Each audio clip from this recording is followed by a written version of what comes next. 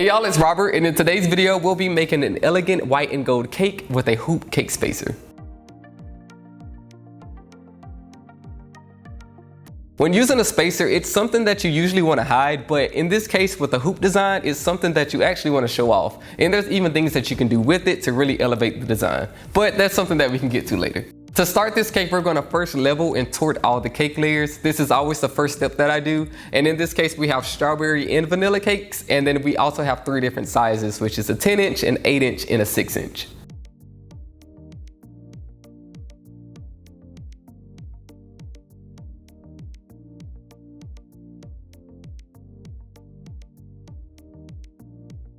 I'm also going to add simple syrup to each layer after it's been torted.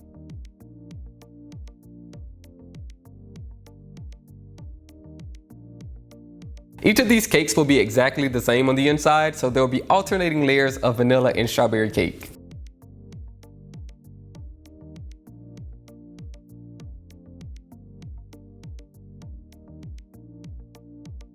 For the 8-inch and the 6-inch cakes, I'll be using the boards as a guide, so I'll be trimming down the size of those cakes to make sure that I have enough room for an even coat of buttercream. When trimming these cakes, there's not much cake actually being removed. It's really just the caramelized edges, but you could save these pieces to make cake pops. After each tier has been stacked, they all need a crumb coat because this cake will not be covered in fondant or modeling chocolate, so I want to make sure that I don't have any crumbs in that final layer of frosting.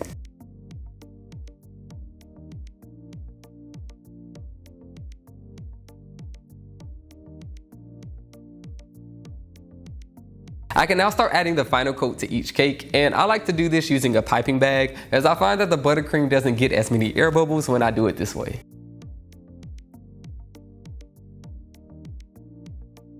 I'm also using 3 different cake combs to give each tier a different look and texture. Whenever I'm smoothing a cake and I see any gaps or air bubbles, I make sure to fill it in with more buttercream before I continue to smooth it, and this may take a couple of tries until you get it just how you like.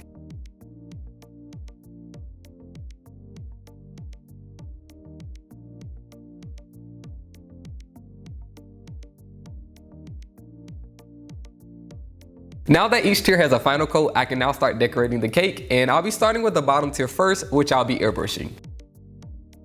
So I'm adding gold airbrush coloring into the pen, and then I'm constantly spinning the cake as I spray. This way I can get even coverage. And I'll go back and spray any spots that I missed, and I'm also spraying a lot heavier along the bottom because I want this to be an ombre of white to gold, so I really want that contrast to be seen.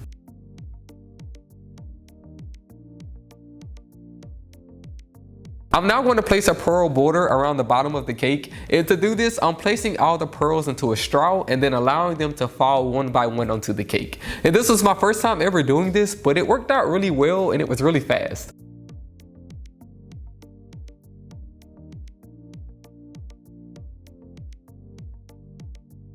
For the middle tier, I'm using gold leaf for the design, and gold leaf is really thin, so I'm using a brush to place it onto the cake. I'm also making up this design as I go, so I decided to make 3 lines of gold leaf around the cake.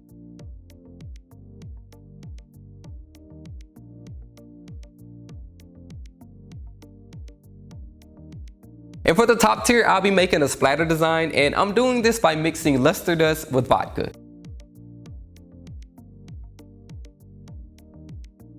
I'm using vodka because the alcohol in it allows this mixture to dry very quickly because the alcohol will evaporate. But if you don't want to use vodka, you could also use clear vanilla extract or lemon juice. To splatter this on the cake, I'm just going to take a paintbrush and then just flick it at the cake. And this part was a little messy, but it was also pretty fun to do.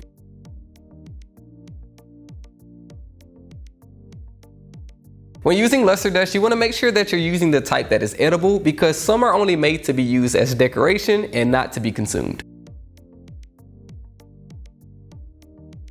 So the base of all the cakes are now done and I can now stack them, but first I have to add the support. For support, I'm using dowels and I'm making sure that they're cut all the same length. This way the cake will be sturdy and level.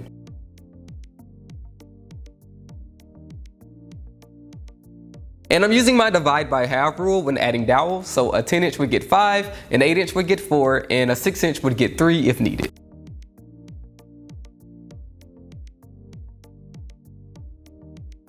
The support has now been added, but I'm going to freeze these cakes first because they're all buttercream and I want to make sure that I don't accidentally damage the cakes. After the cakes have firmed up, I can now stack them, and this is where the spacer comes in. And stacking a buttercream cake is the most difficult in my opinion because it's so easy to mess up the design if you aren't careful. And adding the last tier was pretty difficult, but I was able to guide it into place using a spatula.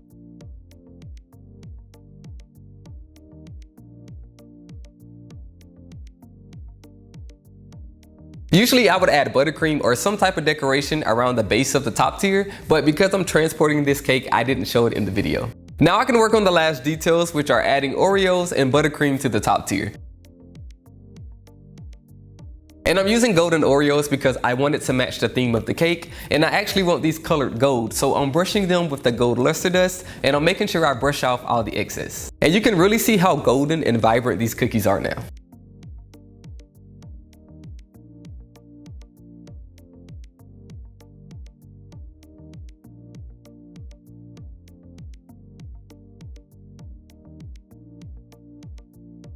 So I'm placing 8 of these evenly around the top of the cake, and then I'm also piping white buttercream in between each of the cookies using a closed star tip.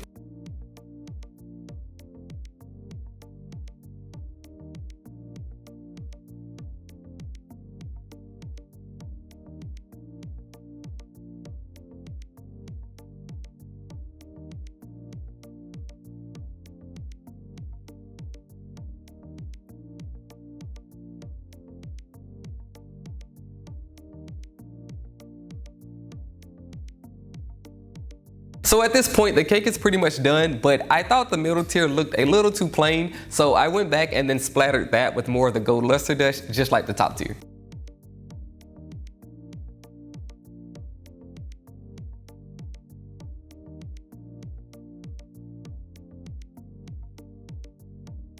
And there we have it, our white and gold cake is now complete, and I kept this design pretty simple, but it still stands out as a statement piece.